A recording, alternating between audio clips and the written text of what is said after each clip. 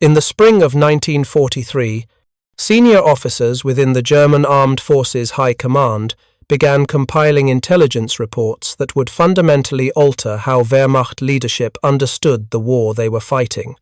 The task was routine: assess Allied industrial capacity, particularly American tank production. What emerged from analysis of reconnaissance photographs, captured documents, and intelligence from neutral countries revealed a disparity so severe that it challenged every assumption German war planners had made about achieving victory through superior engineering. The numbers were stark. American factories were producing M4 Sherman tanks at a rate that defied German expectations. Meanwhile, Germany's most formidable tank, the Tiger I, rolled off assembly lines in quantities measured in hundreds, not thousands. The final tally would be 49,324 Shermans against 1,347 Tigers. This is the story of how mathematics revealed the inevitable outcome of the Second World War, and how German officers confronted a truth their propaganda had taught them to dismiss.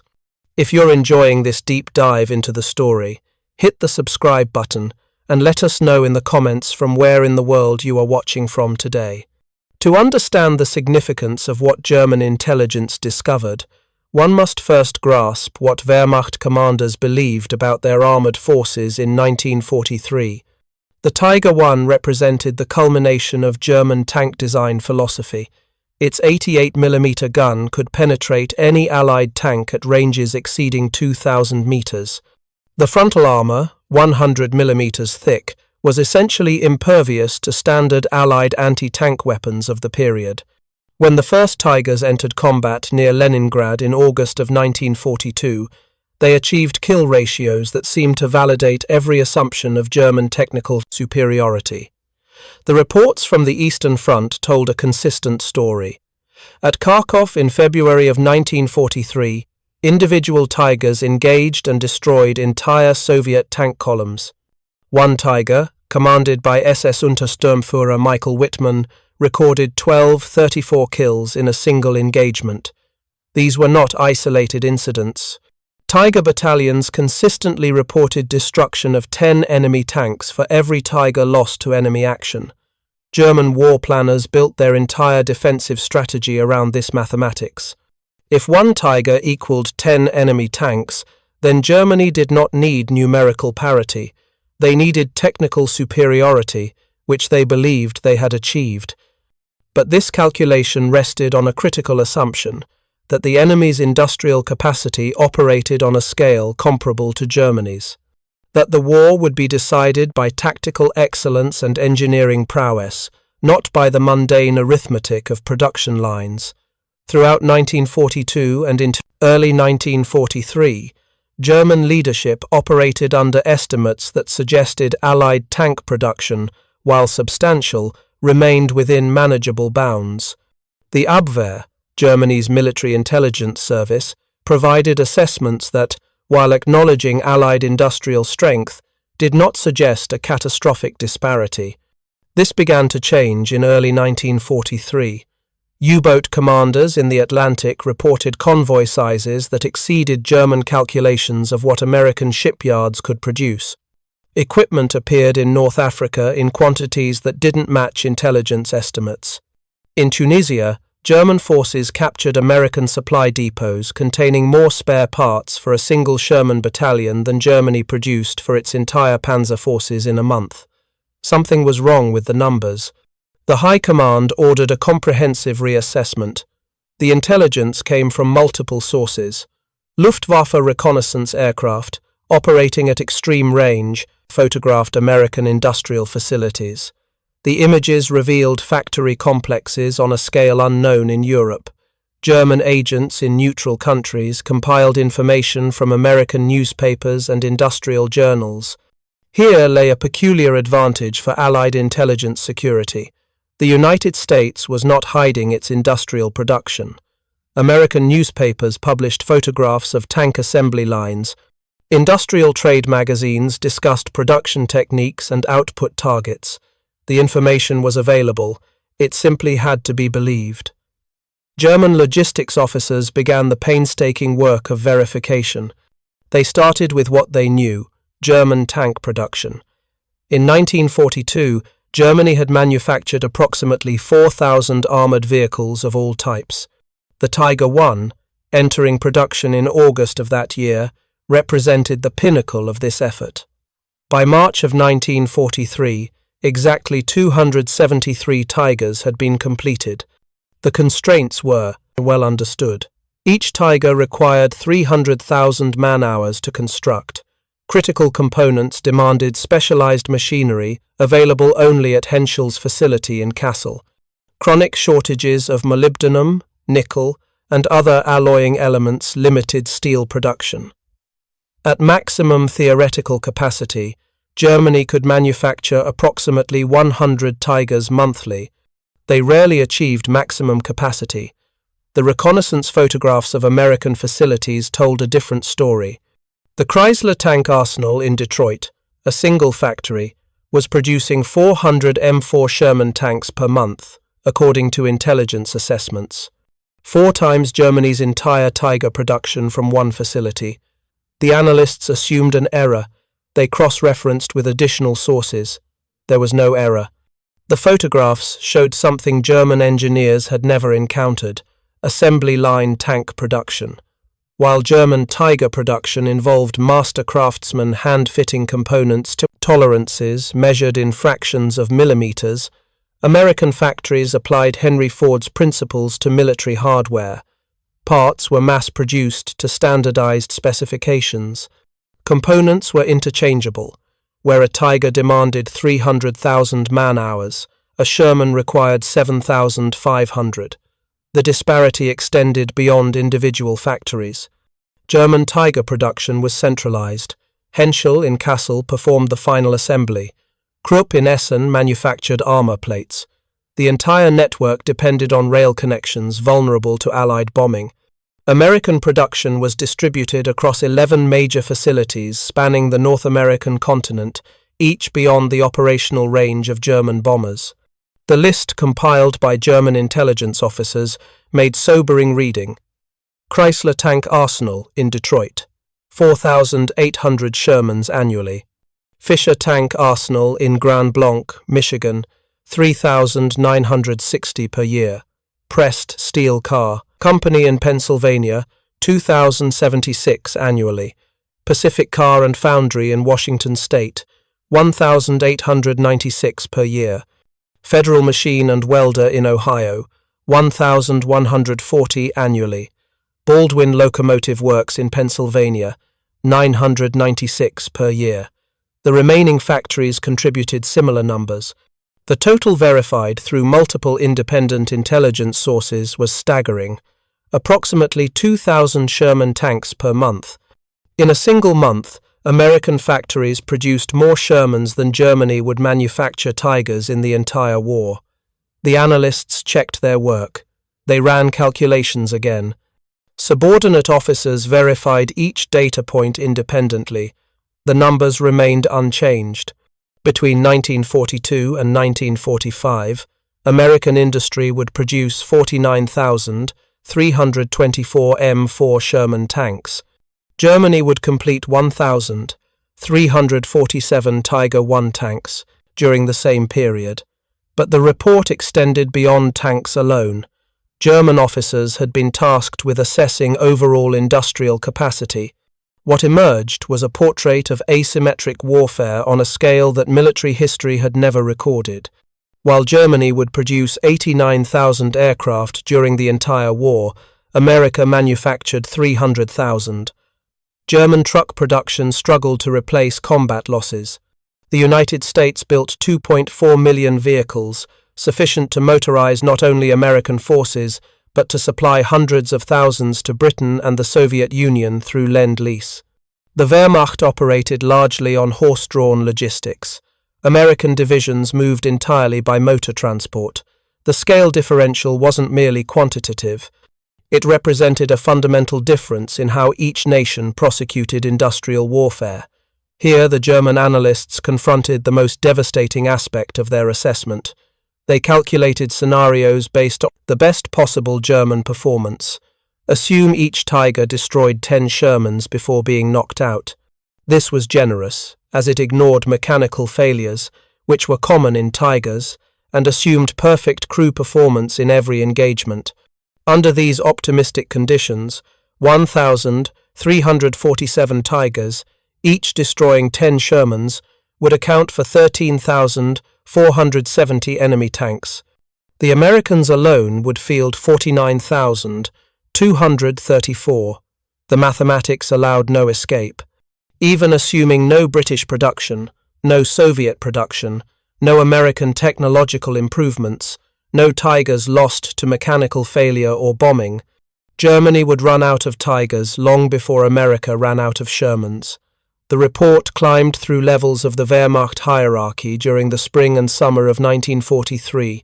Each level added commentary. None disputed the fundamental numbers. They were too well documented, verified through many independent sources. When the assessment reached Oberkommando der Wehrmacht, the response revealed its political implications. The report was immediately classified at the highest level. Distribution was restricted to fewer than a dozen senior officers. There would be no official acknowledgement of its contents. The reason was straightforward. Albert Speer, Hitler's Minister of Armaments and War Production, had promised that German industrial efficiency and engineering superiority would match Allied production. Speer had indeed achieved remarkable increases in German output. Tank production rose from approximately 6,000 units in 1941 to over 19,000 in 1943. This was presented as evidence that Germany could win the production war through superior organization and the revolutionary character of National Socialist economics. The intelligence assessment revealed this as an illusion. Germany wasn't merely being outproduced. They were being outproduced by orders of magnitude, while simultaneously fighting on 3 fronts against enemies whose combined industrial capacity exceeded their own by factors of 5 or 10 to 1. Some officers who read the report began making private calculations of a different sort. General Friedrich von Paulus had surrendered at Stalingrad in January of 1943, taking 91,000 German soldiers into Soviet captivity. The justification for fighting to the end had been that every day gained allowed German industry to rebuild, to produce weapons needed for eventual victory. But if German industry could never achieve parity with Allied production, if the mathematical reality made victory impossible, regardless of tactical performance, what were those soldiers dying for? This question would haunt German military leadership for the remainder of the war. Field Marshal Erwin Rommel, after reviewing similar intelligence regarding Allied production capacity in early 1944, began exploring alternatives to Hitler's insistence on fighting to total defeat.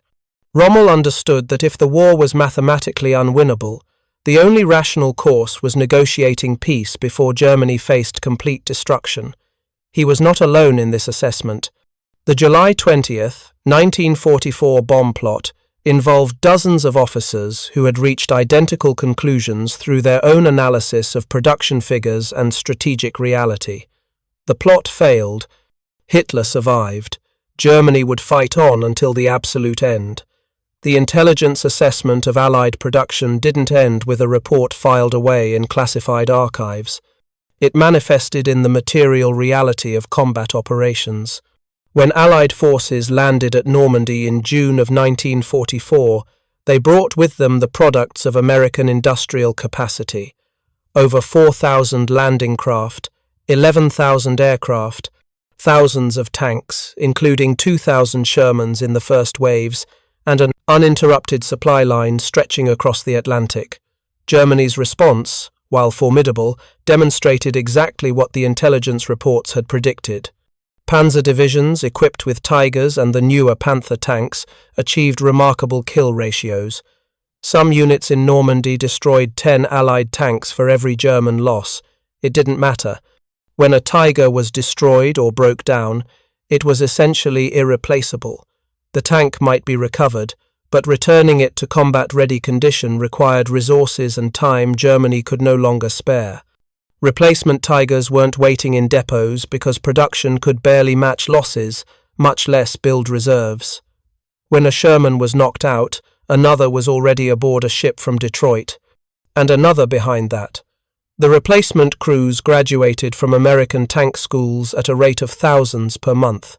The Americans had solved tank warfare through industrial logistics. They accepted that the Sherman was inferior in armor and firepower to German heavy tanks. They decided it was more efficient to build 40 adequate tanks than 4 perfect ones. The profound irony that German intelligence had revealed was this: German engineering had created the superior tank. German training had produced superior crews. German tactical doctrine was, in many respects, more sophisticated than Allied approaches. None of it mattered. The Americans had transformed war into an industrial problem, and they had solved that problem through mass production on a scale that nullified German tactical advantages. By the time of the Battle of the Bulge in December of 1944, the number of Sherman tanks in Europe alone exceeded total German tank production for the entire war.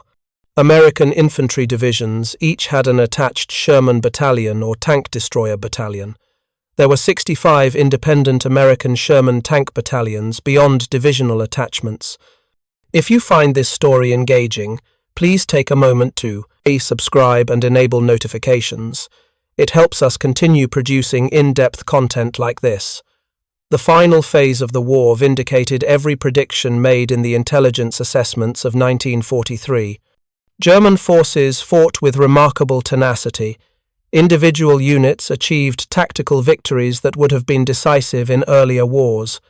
But the strategic situation was irreversible. For every German tank destroyed, Allied forces fielded 5 more. For every Luftwaffe aircraft shot down, American factories produced 10 replacements. The industrial arithmetic that German analysts had calculated in 1943 played out with mathematical precision across the battlefields of 1944 and 1945. In post-war interviews conducted in the 1970s, surviving German logistics officers spoke carefully about what they had known and when they had known it. Few discussed specific reports or assessments. The documentation had been destroyed in the final weeks of the war, but the substance of what they understood was clear. One former Wehrmacht planning officer stated in an interview that, by mid-1943, anyone with access to intelligence on Allied production understood that Germany faced mathematical inevitability disguised as military strategy. The question was never whether Germany would lose, but when and how completely. The Tiger I remains celebrated as one of the most feared tanks in military history. Museums display surviving examples as masterpieces of engineering. Documentary programs analyze their technical specifications and combat performance. The Sherman, by contrast, is often dismissed as inferior, notable only for being produced in large numbers. This historical judgment misses the essential point. The war was not decided by which nation built the better tank. It was decided by which nation understood that total war in the industrial age was won in factories, not on battlefields. The final statistics tell the complete story. Germany produced 1,347 Tiger I tanks. Not a single Tiger survived the war in German hands. The United States produced 49,324 Sherman tanks. More than 10,000 remained in service with American and Allied forces into the 1950s. Some continued serving in foreign armies into the 1970s. The Sherman fought in Korea, in the Middle East, in South America. The Tiger exists now only in museums and in historical memory.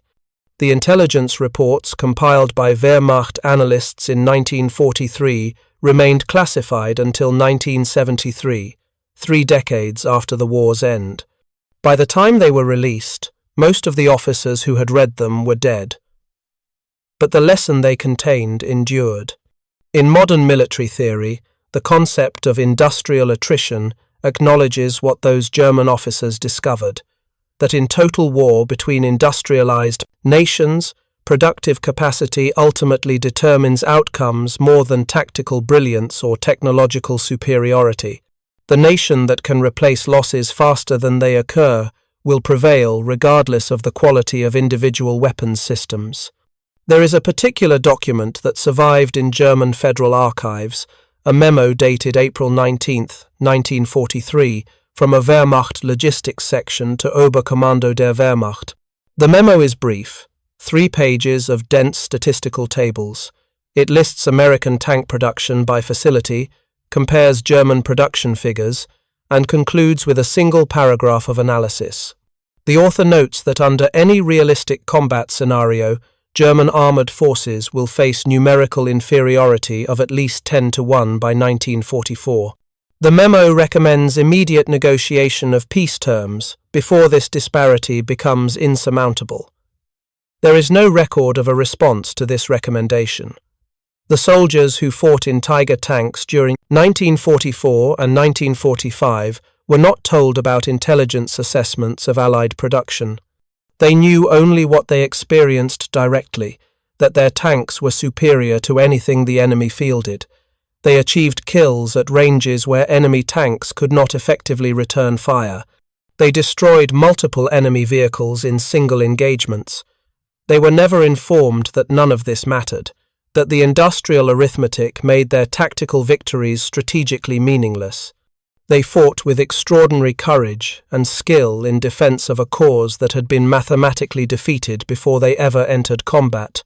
This raises uncomfortable questions about military leadership and moral responsibility. When does continued resistance become futile? At what point does defense of the nation transform into mere prolongation of suffering? German officers who read the intelligence assessments in 1943 understood that victory was impossible. The most optimistic projections suggested stalemate if the Soviet Union could be defeated on the Eastern Front and if the Western Allies could be held in France. Neither condition was achievable given Allied material superiority. The war would end in German defeat. The only variable was how many would die before that inevitable conclusion. Some officers, like Rommel and the conspirators of July 20th, 1944, concluded that duty required ending the war as quickly as possible. Others argued that duty required fighting to the end regardless of the outcome. Hitler's view was unambiguous. If Germany could not achieve victory, Germany should be destroyed completely rather than surrender. The Nero Decree of March 1945 ordered destruction of all industrial facilities, infrastructure, and resources that might be useful to Allied forces. Albert Speer, by then understanding the futility of continued resistance, systematically disobeyed these orders. The Sherman versus Tiger comparison has become a staple of military history discussions. Enthusiasts debate armor, thickness, gun penetration, mobility, reliability. These technical specifications are real and important, but they obscure the fundamental lesson of the production differential. Germany built 1,347 examples of a tank so sophisticated it required 300,000 man-hours to construct. The United States built 49,324 examples of a tank designed for mass production. The sophisticated tank lost, not because it was inferior in combat, but because sophistication doesn't scale. This principle extends beyond tanks to the entire German approach to warfare. The Luftwaffe developed jet aircraft 2 years before the Allies. The Messerschmitt Me 262 was faster and better armed than any Allied fighter. Germany produced approximately 1,400 Me 262s. They had minimal impact on the air war because 1,400 advanced fighters cannot control airspace against thousands of conventional fighters backed by unlimited fuel and ammunition. The V-2 rocket was a technological marvel, the world's first ballistic missile. Germany expended enormous resources producing approximately 3,000 V-2s. They killed approximately 9,000 people, mostly civilians. The resources devoted to V-2 production could have built 20,000 additional fighter aircraft, which might actually have affected the war's outcome.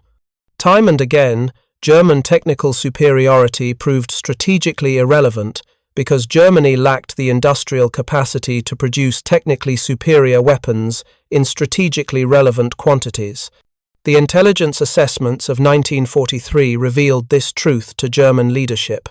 They chose, for various reasons, ideological commitment, fear of defeat's consequences, hope for miracle weapons, or simple inability to conceive of surrender to continue fighting despite knowing the mathematical certainty of defeat. Thank you for watching. For more detailed historical breakdowns, check out the other videos on your screen now, and don't forget to subscribe.